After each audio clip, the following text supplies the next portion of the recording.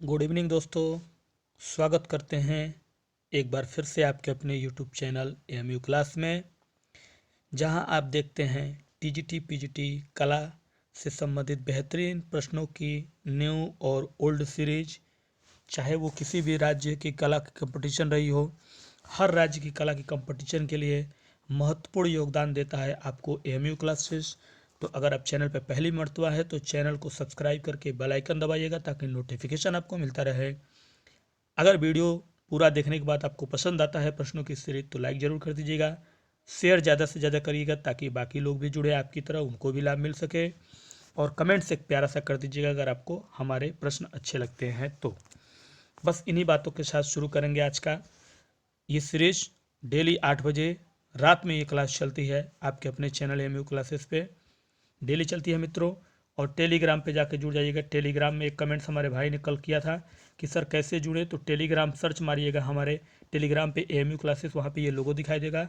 शाम को 6 बजे एक प्रश्न डेली डाला जाता है और बहुत अच्छे प्रश्न होते हैं जिसके अच्छे खासे रिस्पांस आपके आते हैं और ये देखकर हमें बेहद खुशी होती है।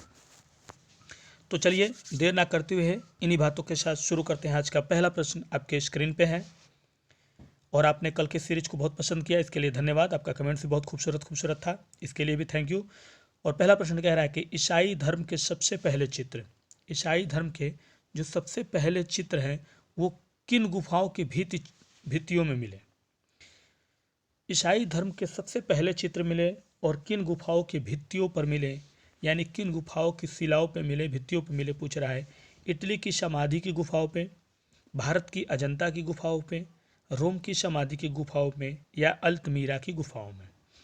तो ईसाई धर्म के सबसे प्राचीन चित्र यानी ईसाई धर्म से संबंधित सबसे पुराने चित्र जिन गुफाओं के भित्तियों पर हमें देखने को मिले, पहला प्रश्न यही पूछ रहा है, वो कहाँ मिले, ये बस पूछ रहा है। पहला प्रश्न हमारा यही पूछना है, ठीक है मित्रों। तो पहले प्रश्न का हम जो है जवाब देना शुरू करते हैं और उम्मीद करते हैं कि आपके कमेंट्स हमसे पहले आ जाएंगे। इसका राइट आंसर हो जाएगा रोम की समाधि गुफाओं पे, ठीक है। चलिए कदम बढ़ाते हैं दूसरे प्रश्न की तरफ। दूसरा प्रश्न है आपके स्क्रीन पे। प्रश्नों की सीरीज में आगे बढ़ते हुए दूसरे प्रश्न पे हैं। दूसरा प्रश्न कह रहा है कि वे सभी धरातल जो प्रकृति और मानव निर्मित वस्तुओं में होते हैं कहलाते हैं। सभी धरातल हैं, सबसे पहले तो वो सभी धरातल जो प्रकृति और मानव निर्मित वस्तुओं में होते हैं, यानी प्रकृति में और मानव निर्मित वस्तुओं में होते हैं, वो क्या कहलाते हैं। सृजित, अनुकृति, सहयोग या प्राप्त। तो आज भी एएमयू क्लास ने लिया है न्यू प्लस कुछ ओल्ड प्रश्नों की सीरीज और आज भी आपके ये प्रश्न बेहतरीन और मजे हुए हैं और आपको पसंद आएंगे, ये मेरी गारंटी है। और अगर आप एएमयू क्लास से जुड़े हैं और चाहे आप किसी भी राज्य के हैं कला संबंधी तैयारी करने वाले, तो यकीन मानिए आपकी परफॉर्मेंस बेस्ट होगी। बस आपको जुड़े रहना है, ठीक है। तो हमारे इस दूसरे प्रश्न का जो सही जवाब होगा वो मित्रों हमारा क्या हो जाएगा, यानी सभी धरातल जो प्राकृतिक और मानव निर्मित वस्तुओं पर होते हैं वो कहलाते हैं प्राप्त। क्या कहलाते हैं? प्राप्त कहलाते हैं, ठीक है। आगे बढ़ते हैं। प्रश्न संख्या 3 बेहतरीन प्रश्न है, देखिएगा तीसरा प्रश्न। प्रश्न कह रहा है कि उत्तर प्रदेश यानी यूपी में गोबर से दीवार पर चित्रित की जाती है। ध्यान से देखिएगा, यूपी में जो गाय के या भैंस जो पालते हैं लोग, उसके जो गोबर होते हैं या बीट जो कह लीजिए उसका, गांव में जो है उस गोबर को दीवारों पे जो है लीपा जाता है। तो दीवार से जो है चित्रित की जाती है, देखे होंगे आप, एज ए कार्टून टाइप का जो है ऐसे घोल के बनाया जाता है और उसको चित्रित की जाती है। तो उसे क्या कहते हैं? क्या उसे रंगोली कहते हैं, क्या उसे अल्पना कहते हैं, क्या उसे साक्षी कहते हैं या मांझी कहते हैं? तो बहुत ही वेरी इंपॉर्टेंट प्रश्न है अपने आप में और इस प्रश्न को केयरफुली ध्यान दीजिएगा। और इस प्रश्न का उत्तर देने से पहले एक कमेंट की मैं जिक्र भी करूंगा। रजनी गौतम हमारे एएमयू क्लास की जुड़ी हुई रेगुलर स्टूडेंटों में से एक है और उनका कमेंट है। तो बाकी लोग जो है, बाकी लोग यही कहना चाहूँगा कि जिनका मैं नाम ले रहा हूँ वो उनके कमेंट की वजह से ले रहा हूँ, तो आप लोग ये मत शिकायत करिएगा कि सर हमारा नाम नहीं लेते हैं। रजनी गौतम का सिर्फ इतना ही कमेंट था कि जब मैं बार बार पढ़ाता हूँ तो बोलता हूँ कि सेल्फ स्टडी बेटर होता है, और अपने एजुकेशन में मतलब यूट्यूब चैनल पे ऑनलाइन क्लास के साथ साथ। तो रजनी गौतम का कमेंट्स था कल, सेल्फ स्टडी क्या होता है। रजनी जी, सेल्फ स्टडी मतलब खुद का पढ़ाई करना बैठ के। अगर आपके पास बुक्स हैं कला के तो अपने बुकों को खोलिए और चैप्टर वाइज पढ़िए, उसको कहते हैं सेल्फ स्टडी। और सेल्फ स्टडी के साथ साथ अपने यूट्यूब के प्रश्नों को भी पढ़ना, वही चीज़ मैंने कल के वीडियो में कहा था। तो सेल्फ स्टडी मतलब खुद का अपना ज्ञान भी लेना बुकों के द्वारा कला का, और बाकी यूट्यूब पे जो मिलता है वो भी लेना, that is known as self study. तो उम्मीद करता हूँ कि आप सेल्फ स्टडी का मतलब समझ गई होंगी, आपके कमेंट्स में यही था। और हमारे इस तीसरे प्रश्न का उत्तर होगा मित्रों सांची। क्या होगा? उत्तर प्रदेश में गोबर से दीवार पर चित्रित की जाती है साक्षी। ठीक है, आगे बढ़ते हैं। चौथा प्रश्न, प्रश्न संख्या 4 आपसे पूछ रहा है मित्रों, वह स्थान जिसका अपना निश्चित आकार तथा वर्ण होता है क्या कहलाता है? वह स्थान जिसका एक अपना निश्चित आकार और वर्ण होता है, उसको हम क्या कहते हैं?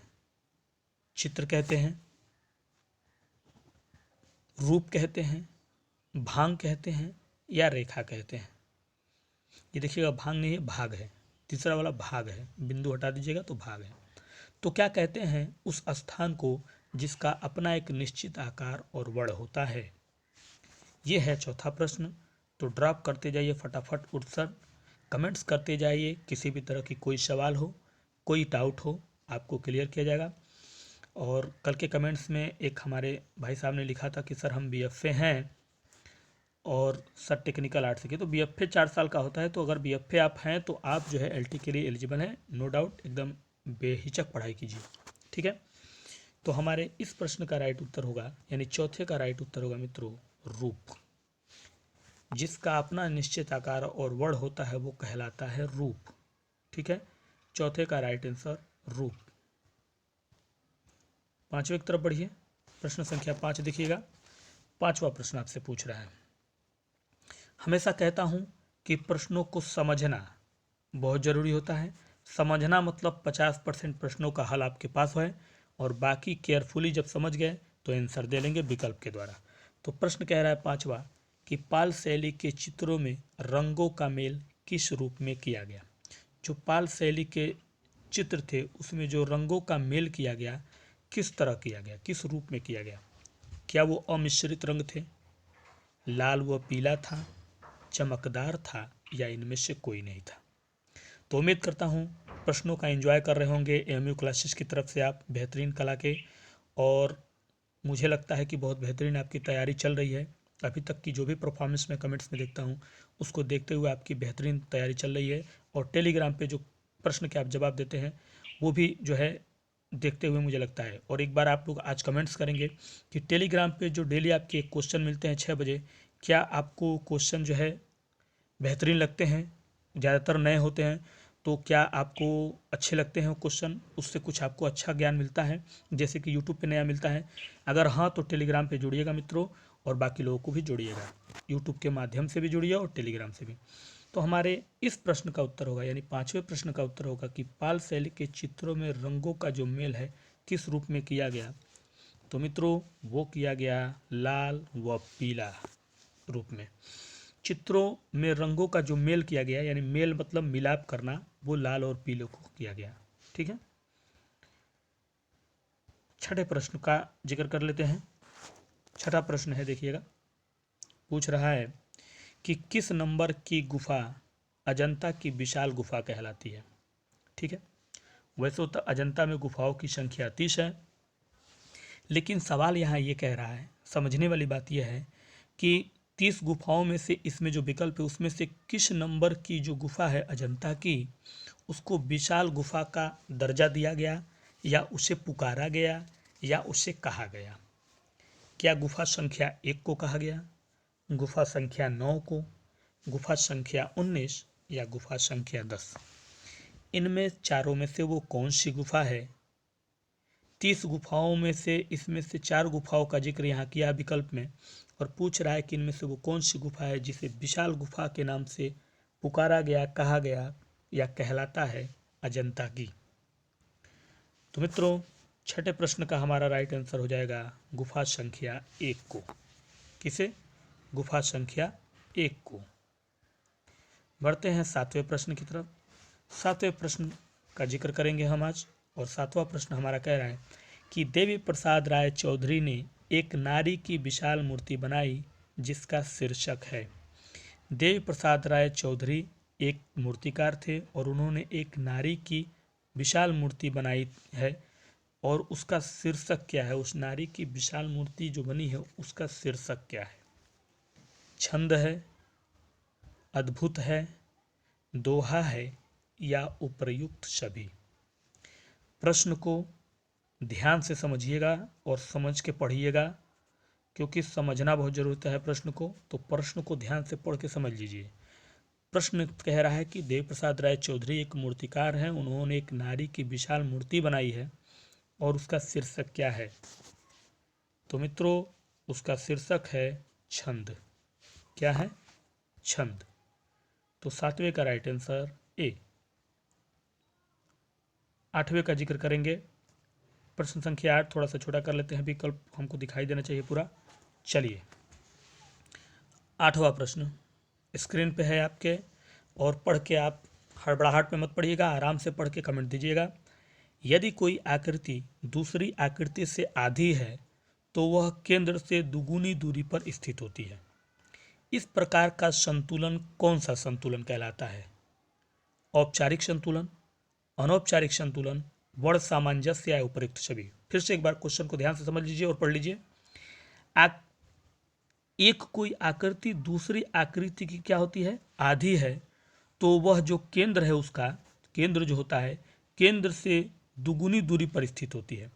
अगर कोई पहली आकृति दूसरी आकृति, कह रहा है कि यदि कोई आकृति दूसरी आकृति से आधी है, यानी पहली वाली आकृति दूसरी आकृति से आधी है, तो केंद्र से दुगुनी दूरी पर स्थित होती है वह। तो इस प्रकार का संतुलन किस तरह का संतुलन कहलाता है, ये पूछ रहा है हमारा प्रश्न संख्या 8।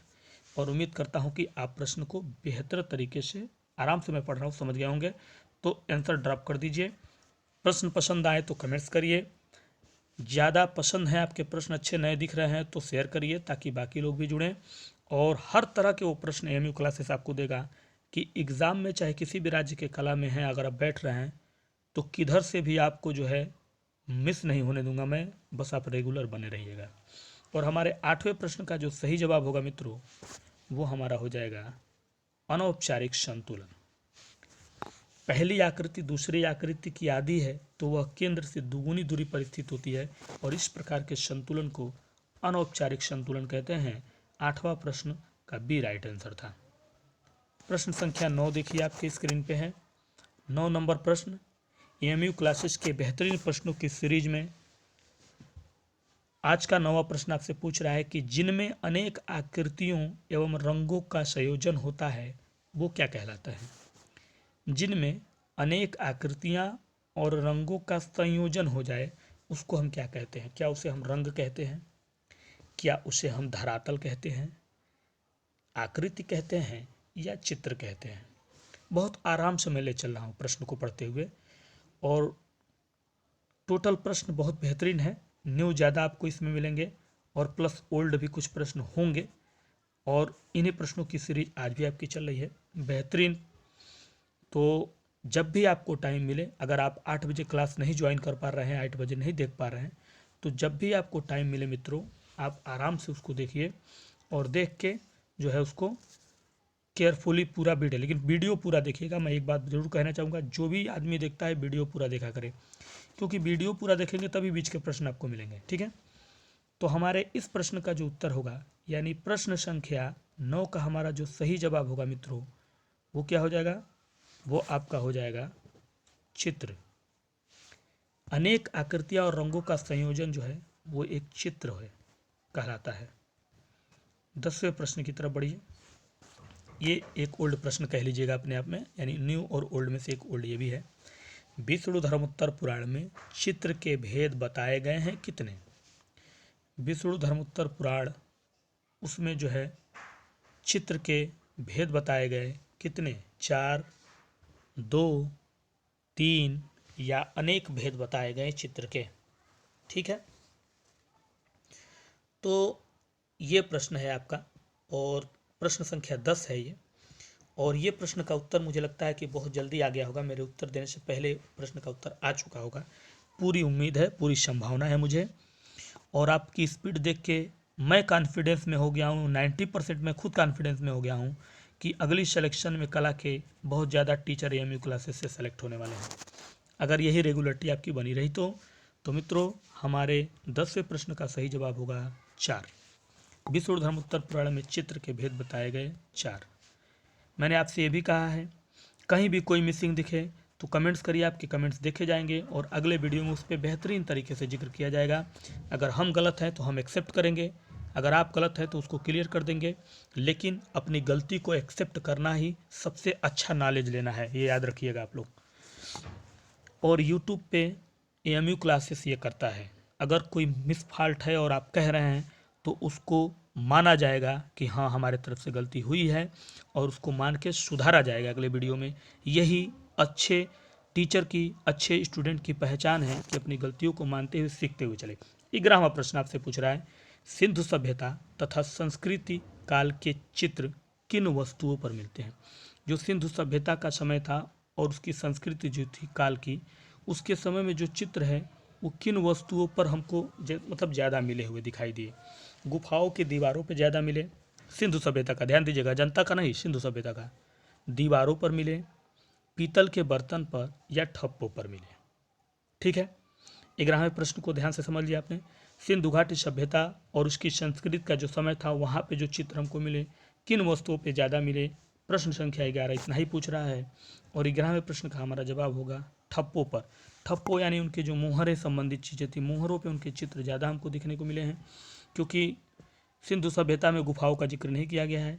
दीवार थी लेकिन बनी हुई ईंटों की थी, और ईंटों पे चित्रकारी का कोई जिक्र नहीं है। ठीक है, तो इसलिए वहाँ के जो मोहरें थी उस पे जो है ज़्यादातर चित्र मिले। अगला प्रश्न, प्रश्न संख्या आपके 12वां कह रहा है मित्रों कि प्रकाश की हरी, लाल तथा बैंगनी, ध्यान दीजिएगा, प्रकाश की बात कर रहा है, प्रकाश की हरी, लाल तथा बैंगनी मुख्य रंगतों को मिला दिया जाए तो यह परिवर्तित हो जाएगी। प्रकाश में हरी, लाल और बैंगनी मुख्य रंगतों को, यानी मुख्य रूप से प्रकाश में हरी, लाल और बैंगनी रंग यानी इन तीनों रंगों को अगर मिला दिया जाए तो परिवर्तित हो जाएगा किस रंग में? नीले प्रकाश में चेंज हो जाएगा वो, ये तीनों रंग मिलाने पे, काले प्रकाश में, सफ़ेद प्रकाश में, या हरे प्रकाश में। इमेजिन कर लीजिए, बस अपने आप को इमेजिन कर लीजिए इस प्रश्न पे कि अगर प्रकाश की, सूर्य की प्रकाश की या प्रकाश की 3 किरणों की रंग आ रहे हैं, हरे, लाल और बैंगनी, और उनके रंगतों को मिला दिया जाए तो वो किस रंग में परिवर्तन हो जाएंगे? यही 12वां प्रश्न का कहना है, और इसका सही जवाब होगा सफ़ेद प्रकाश में। किसमें? सफ़ेद प्रकाश में। 13 नंबर प्रश्न, 13 नंबर प्रश्न देखिए क्या कह रहा है, रूप प्रदान करने वाला अर्थ है, यानी जो रूप प्रदान करने वाला अर्थ क्या कहलाता है? मानवकृत, रूपप्रद, चित्रकला या स्थापत्य कला। रूप प्रदान करने वाले अर्थ को हम किस अर्थ के रूप में इन चारों विकल्पों में से जानते हैं? बस इतना ही प्रश्न का कहना है। तो मित्रों कमेंट्स करते जाइए अपने प्रश्नों का मेरे उत्तर से पहले, वीडियो को लाइक करते जाइए, शेयर ज़्यादा से ज़्यादा करिएगा। हमेशा कहता हूँ आपका शेयर ही हमारा सपोर्ट है, आपका लाइक ही हमारी एक यूट्यूब पे एक पहचान है कि हाँ इस वीडियो को पसंद किया जाता है, आपका लाइक ही बताता है। और मुझे लगता है कि एक उंगली से थोड़ा सा लाइक दबा देने में कोई मतलब आपको जो है मुश्किलों का सामना नहीं करना है, ना ही आपको कोई खर्चे देने हैं उसके लिए। सिर्फ आपको वीडियो पसंद आए तो लाइक करना, हाँ पसंद आए तो लाइक करिएगा, दिल से करिएगा। जो है ये नहीं कि अगर आपको पसंद नहीं है तो आप लाइक मत करिए, मुझे कोई एतराज़ नहीं है। ठीक है मित्रों, तो चलिए हमारे 13वें प्रश्न का जवाब देख लेते हैं क्या होगा। तो इसका जवाब होगा रूपप्रद। रूप प्रदान करने वाला अर्थ होता है रूपप्रद। जिक्र करेंगे 14वें प्रश्न का, प्रश्न संख्या 14। थोड़ा सा छोटा कर लेते हैं क्योंकि विकल्प हमारे पूरे दिख नहीं रहे हैं। अब आपको पूरे विकल्प दिख रहे होंगे 14 नंबर प्रश्न के। कह रहा है कि सिंधु घाटी सभ्यता का क्या महत्व है। सिंधु घाटी सभ्यता का क्या महत्व है। प्राचीन मानव की जानकारी प्राप्त होती है, ये महत्व है सिंधु घाटी सभ्यता का। प्राचीन वस्तुओं की जानकारी इससे मिलती है, यही महत्व है सिंधु घाटी सभ्यता का। मतलब प्राचीन लोगों का रहन सहन पता चला, इससे पता चलता है सिंधु घाटी के सभ्यता का महत्व। ठीक है, यह कह रहा कि प्राचीन इतिहास का ज्ञान होता है, यही इसका महत्व है। मतलब सिंधु घाटी का यही महत्व है। तो सिंधु घाटी सभ्यता का इन विकल्पों में से क्या ऑप्शन है जो इससे उसका महत्व है। ठीक है, तो प्रश्न समझ गए होंगे। समझ गए होंगे तो उत्तर भी आपका कमेंट्स में आ ही जाएगा हमसे पहले, ये पूरी उम्मीद है। और 14वें प्रश्न का हम जवाब देखेंगे तो हो जाएगा डी, प्राचीन इतिहास का ज्ञान होता है।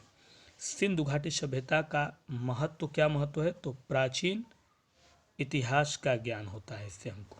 ठीक है, यानी प्राचीन दौर के जो इतिहास रहे हैं सिंधु घाटी सभ्यता से हमें मिलते हैं। 15वां प्रश्न आइए। प्राचीन युग में मानव द्वारा चित्र बनाने का मुख्य उद्देश्य क्या था।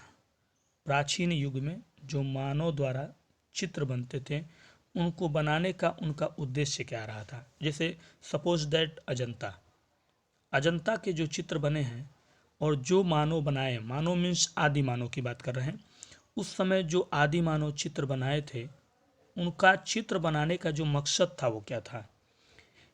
हृदय गति भय को शांत करना था उनका मकसद। प्रकृति को अत्याधुनिक स्वरूप देना था उनका मकसद चित्र बनाने का। दिवा शक्तियों की रूपांतरित करना, यानी दिव्य शक्तियों को रूपांतरित करना चाहते थे उसको बना के, या कल्पनाओं को स्पष्ट करना चाहते हैं, यानी जो आप इमेजिन करते हैं। जैसे मान लीजिए हम इमेजिन कर रहे हैं, आप इमेजिन कर रहे हैं कि काश हम इसके बाद जो है प्रवक्ता बन जाएं कला के, या टीजीटी के टीचर बन जाए कला के। तो जो इमेजिन आप कर रहे हैं, आप वो इमेजिन, उनका कहना कि यानी अपने कल्पनाओं को वो स्पष्ट चित्रों के माध्यम से करते थे, ये कहना चाहता है। तो प्रश्न समझ गए होंगे। तो क्या कहना चाहता है, प्राचीन युग का मानव चित्र बनाने के लिए उसका मुख्य उद्देश्य क्या था चित्र बनाने का। तो मित्रों उसका मुख्य जो उद्देश्य था वो था अपने हृदय गति के भय को शांत करना। क्या था, अपने हृदय गति के भय को शांत करना उनका मुख्य उद्देश्य था उसकी चित्रकारी में। ठीक है, और इसीलिए वो शिकार से संबंधित चित्रों को ज़्यादा बनाए थे ताकि अपने हृदय गति के भय को जो है वो दूर कर सकें पहले ही। ललित कलाओं के दायरे में कलाएं आती हैं। ललित कलाओं के दायरे में कितनी कलाएं आती हैं, प्रश्न संख्या 16 का यही पूछना है। 6 कलाएं, 4 कलाएं, 5 कलाएं या 3 कलाएं। तो ललित कलाओं के दायरे में कितनी कलाओं का जिक्र किया गया है, ये पूछ रहा है हमारा 16वां प्रश्न। तो कमेंट कर दीजिए अगर आपका कोई सवाल हो, वो सवाल आपका कला से संबंधित होना चाहिए। उस कला में चाहे आपकी एलिजिबिलिटी हो या आपका जो भी सवाल हो, प्रश्न हो, कुछ भी हो, जो भी डाउट आपको रहता है, आप बेहिचक कमेंट्स करिए। आपके सवालों के जवाब अगले वीडियो में मिलते रहेंगे और पूरी की पूरी कोशिश की जाती है कि अच्छे से उसका जवाब दिया जाए। ठीक है, तो मित्रों हमारे प्रश्न का 16वें का जो राइट आंसर होगा वो आपका हो जाएगा 5। 16 नंबर प्रश्न का राइट आंसर हो जाएगा सी, 5। ललित कलाओं के दायरे में 5 कलाएं आती हैं। ठीक है, 16 नंबर प्रश्न का राइट आंसर है 5। 17वें प्रश्न का जिक्र करेंगे अब हम। 17 नंबर प्रश्न देखिएगा। पाल स्कूल पेंटिंग में धार्मिक चित्र किसके जीवन पर आधारित है। जो पाल स्कूल की पेंटिंग थी उसमें जो धार्मिक चित्र थे, तो वो धार्मिक चित्र इनमें से किनके जीवन पर थे। जैसे मान लीजिए अगर हम पेंटिंग कर रहे हैं और हम धार्मिक संबंधित पेंटिंग कर रहे हैं, तो धार्मिक संबंधित पेंटिंग करने में हम किसी कैरेक्टर को लेंगे एक कोई ऐसा कैरेक्टर जो हम लेंगे और उस कैरेक्टर को लेके ही हम उस जीवन पे चित्र बनाएंगे। तो क्या वो बलराम का जीवन पे चित्र था धार्मिक पाल स्कूल पेंटिंग में, राधा की थी, कृष्ण की थी, या महायान देवी देवताओं और बुद्ध की थे? ठीक है, तो क्वेश्चन आप समझ गए होंगे, उम्मीद है समझ गए होंगे। और इस 17वें प्रश्न का जो हमारा जवाब होगा वो हो जाएगा डी, महायान देवी देवताओं और बुद्ध के जीवन पे। यानी कि बौद्ध धर्म था, धार्मिक चित्र मतलब पाल स्कूल पेंटिंग में धार्मिक चित्र बने और जिनके जीवन पे बने वो थे महायान देवी देवताएं और बुद्ध से संबंधित। ठीक है, 18 नंबर प्रश्न का आप जिक्र करेंगे हम लोग, आराम से चल रहे हैं हम, कोई जल्दी नहीं है। 18वें प्रश्न का कहना है कि बसोहली कला के चित्रों का विषय क्या है।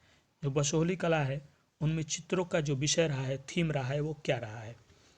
सामाजिक चित्रण करते थे वो, धार्मिक, सांस्कृतिक या आर्थिक? ठीक है, बसोहली कला स्कूल में चित्रों का जो विषय रहा वो क्या रहा? क्योंकि हर शैली में, हर कला में चित्रों का अपना एक विषय रहा है और उस विषय को उन्होंने खासकर राजस्थान में जितनी शैलियाँ हैं उनके कलाओं में तो चित्रों का अच्छा खासा विषय रहा है। तो बसोहली कला के चित्रों का विषय क्या रहा है मित्रों? तो 18वें प्रश्न का हमारा राइट आंसर हो जाएगा धार्मिक। क्या रहा है? धार्मिक रहा है बसोहली कला के चित्रों का मुख्य विषय। ठीक है, 19 नंबर प्रश्न देखिएगा, छोटा कर लेते हैं थोड़ा सा, विकल्प पूरा हमारा सामने होना चाहिए। 19 नंबर प्रश्न कह रहा है कि दो बिंदुओं या सीमाओं के बीच की दूरी, दो बिंदुओं लाइक दैट, ये और ये, दो बिंदुओं के सीमाओं के यानी जो बिंदुओं की जो सीमाएं हैं उनके बीच की जो दूरी है बहुत सूक्ष्म होती है और गति की दिशा निर्देश करती है, तो वो क्या कहलाती है?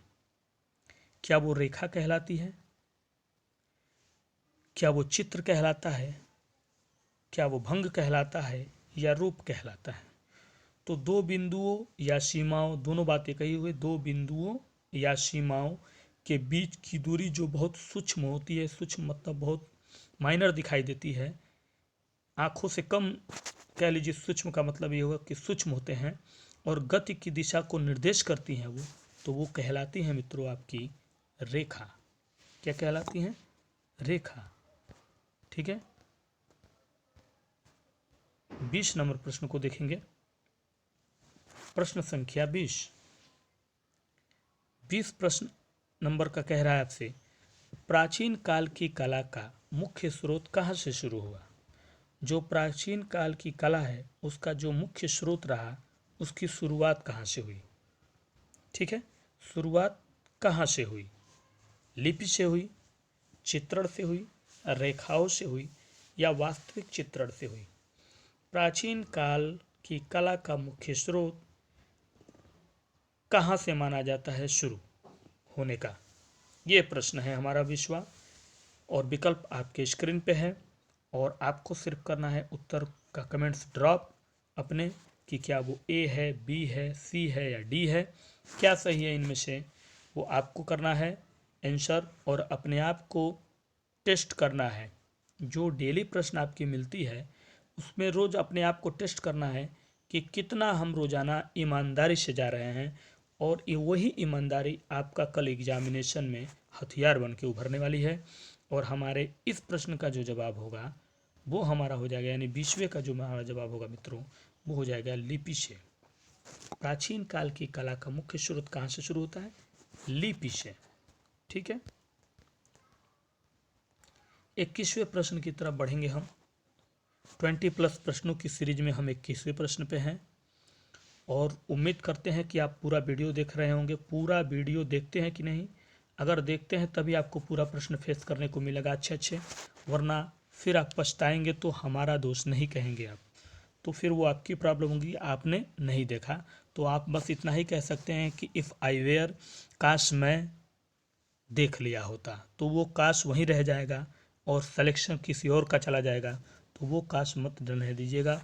21वां प्रश्न कह रहा है कि जोगीमारा गुफा के चित्रों में किन रंगों का प्रयोग किया गया? जोगीमारा गुफा के जो चित्र हैं उनमें जिन रंगों का यूज़ किया गया वो रंग क्या थे? लाल, नीले, सफ़ेद, लाल, काले, सफ़ेद, लाल, हरे, पीले या गुलाबी और सफ़ेद। जोगीमारा की गुफा में जो चित्र मिले हैं उनमें जिन रंगों का प्रयोग किया गया वो कौन कौन से रंग हैं? 21वें प्रश्न का बस इतना ही पूछना है। एक तरह से ओल्ड क्वेश्चन का ये लिया गया है इसमें। अब मैंने आपसे पहले ही कहा है कुछ न्यू क्वेश्चन और ओल्ड भी रहेंगे, तो ये ओल्ड क्वेश्चन की कैटेगरी में आता है। तो इसके जो सबसे सटीक जवाब होंगे 21वें का, वो हो जाएगा आपका लाल, काले और सफ़ेद। बी राइट आंसर होगा, लाल, काले और सफ़ेद मित्रों। ठीक है, बढ़ेंगे हम 22वें प्रश्न की तरफ और जिक्र करेंगे 22वें प्रश्न का। और बेहतरीन प्रश्नों की सीरीज में आप पहुंच चुके हैं 22वें प्रश्न पे। और प्रश्न हमारा यही पूछ रहा है कि पहाड़ों को काटकर निर्माण किया गया, देवालयों का किया गया, खिड़कियों की किया गया, भावों का किया गया या सभी का? ये देखिएगा, भावों नहीं होगा, ये भवनों हो सकता है, भाव नहीं भवन। ठीक है, टाइपिंग मिस्टेक है। पूछ रहा है कि पहाड़ों को जो काटा गया, यानी पहाड़ जब काटा गया तो क्या निर्माण किया गया? देवालयों का निर्माण किया गया, खिड़कियों का, भवनों का, या ये सभी चीज़ें निर्माण की गई एक पहाड़ को काटकर? जैसे कि एग्जाम्पल के तौर पे आप देखेंगे कि महाबलीपुरम जो है, कोणार्क का मंदिर जो है, वो सब पहाड़ों से काट के बने हैं। या फिर कह लीजिए एलिफेंटा जो है, एलिफेंटा, उसमें वो भी पहाड़ है और वहाँ पे मूर्तियाँ काट के बनाई गई हैं। तो ये जो काट के बनाए गए, उसमें ये सब चीज़ें आती हैं या सिर्फ एक कोई आता है, ये पूछ रहा है। तो मित्रों हमारे 22वें प्रश्न का राइट आंसर हो जाएगा डी, सभी। देवालें, खिड़की, भवनें, मूर्तियाँ, बहुत सारी चीज़ों का जो है पहाड़ों को काटकर अलग अलग शासकों में अलग अलग समय में निर्माण किया गया। तो 22 का राइट आंसर होगा डी। ठीक है, 23वां प्रश्न देखिएगा। प्रश्न संख्या 23 कह रहा है मित्रों, यूरोप में कला को कहा जाता है, यूरोप में कला को हम किस नाम से पुकारते हैं? शिल्प के नाम से, धातु के नाम से, आर्ट के नाम से या गीत के नाम से? तो यूरोपीय शैली में कला को किस नाम से पुकारा गया, यानी पाश्चात्य शैली में कला को किस नाम से पुकारा गया? कला को, यूरोपीय कला में पाश्चात्य कला, जिसमें पाब्लो पिकासो, रेब्राम, मोने, मास्से, ये सब कलाकार अंग्रेज थे, उनकी बात कर रहा है। और मित्रों हमारे इस 23वें प्रश्न का जो सही उत्तर होगा वो हो जाएगा आर्ट। क्या कहा गया? ART, art. ठीक है, चलिए 24 नंबर प्रश्न को देखिएगा। 24 नंबर प्रश्न कह रहा है, किस चित्र शैली के अधीन नायिका भेद विषय का चित्रण किया गया? यानी वो शैली कौन सी है, कौन सी शैली है जिसमें नायिका भेद विषय पे चित्रण किया गया है? बंगाल शैली में, मुगल शैली में, कांगड़ा शैली में या जो है मेवाड़ शैली में? इनमें से वो कौन सी शैली है जिसमें नायिका भेद विषय, यानी नायिकाएं जो है थीम बनी रही चित्रण का? ठीक है, प्रश्न को बस थोड़ा सा स्टाइल में पूछ दिया और कुछ नहीं, बाकी आपको बस समझना है, वो आप पे डिपेंड करता है कि आपने समझा कि नहीं प्रश्न को। अगर समझा तो उत्तर एकदम सटीक जाएगा आपका। और 24वें का हमारा जो सही जवाब होगा वो होगा मेवाड़ शैली। कौन सी शैली? मेवाड़ शैली। और हम बढ़ेंगे 25वें प्रश्न की तरफ। 25वां प्रश्न देखिएगा क्या कह रहा है। 25 नंबर प्रश्न, गांधार शैली की बुद्ध जी की मूर्तियाँ कहाँ प्राप्त हुई? जो गांधार शैली में बुद्ध जी की मूर्तियाँ मिली वो कहाँ से प्राप्त हुई हमें?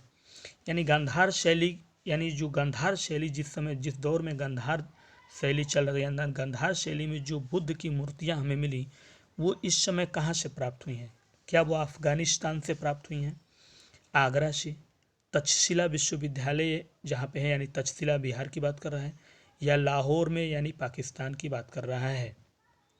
तो कहाँ से गांधार शैली की बुद्ध जी की मूर्तियाँ हमें प्राप्त हुई हैं? ये 25वां प्रश्न है मित्रों। और 25वें प्रश्न का जिक्र किया गया है तो उत्तर भी जान लेंगे हम लोग। इसका उत्तर जो होगा वो होगा अफगानिस्तान से।